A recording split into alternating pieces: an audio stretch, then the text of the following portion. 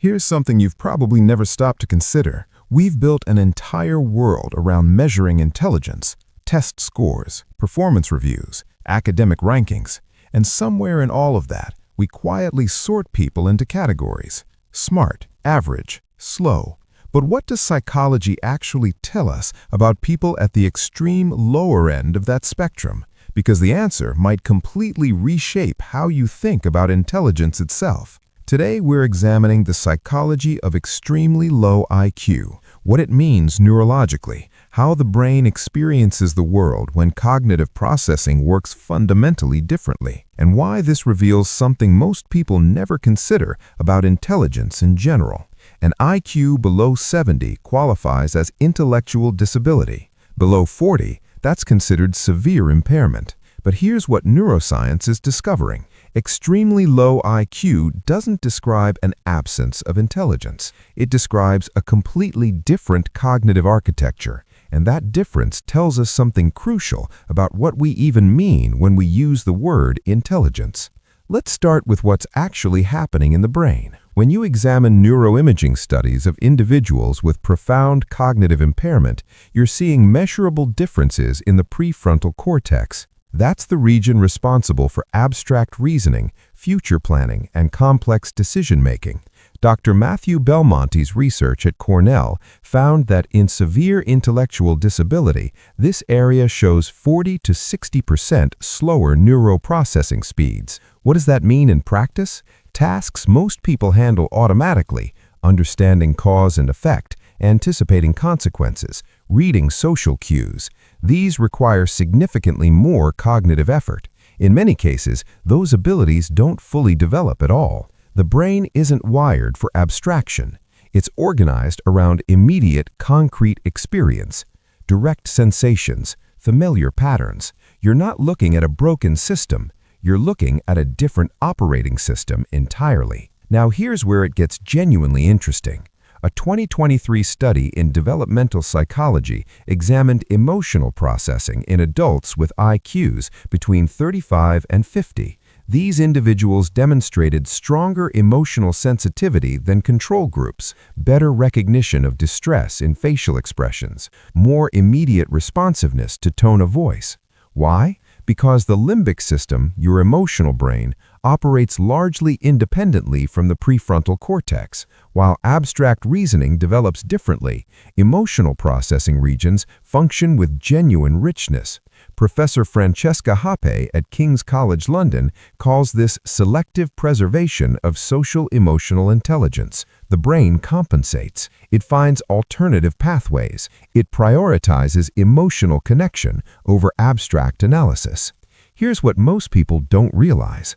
IQ tests were designed for one specific purpose: predicting academic performance. They measure analytical reasoning and processing speed.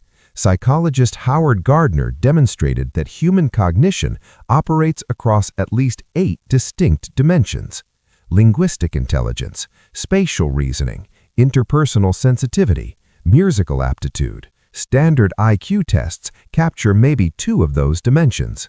Research from UC Irvine tracked social attachment patterns in adults with severe cognitive impairment over multiple years. What they documented was striking: consistent, meaningful relationships, deep loyalty toward caregivers, emotional bonds persisting across decades.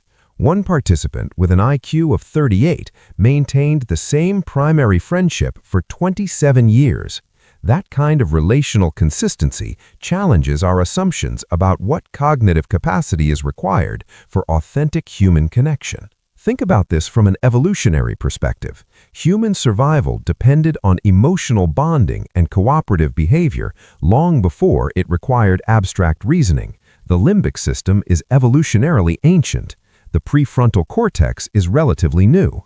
When you study extremely low IQ through this lens, you're seeing what happens when those older brain structures remain intact while newer cognitive architecture develops differently. Dr. Robert Sternberg developed the triarchic intelligence theory: analytical, creative, and practical.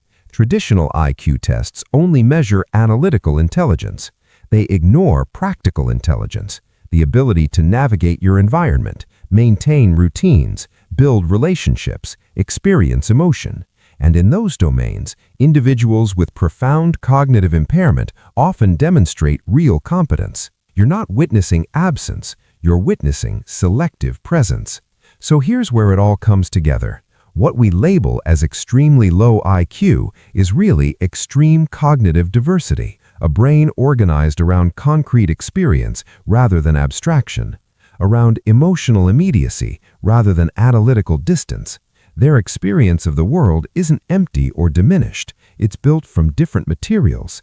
Sensory richness instead of conceptual complexity, emotional connection instead of logical analysis, direct experience instead of abstract representation.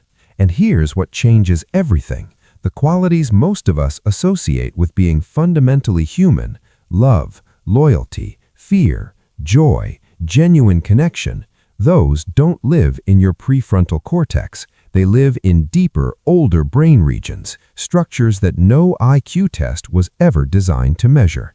Understanding extremely low IQ doesn't just teach us about cognitive impairment, it exposes the profound limitations of using a single number to define human worth. If this shifted your understanding of what intelligence actually measures, leave a like. And here's a question for the comments. What's one form of intelligence that standard testing completely misses? Because every person watching this has cognitive strengths that no standardized measure could capture. Intelligence is far more complex than any number could represent.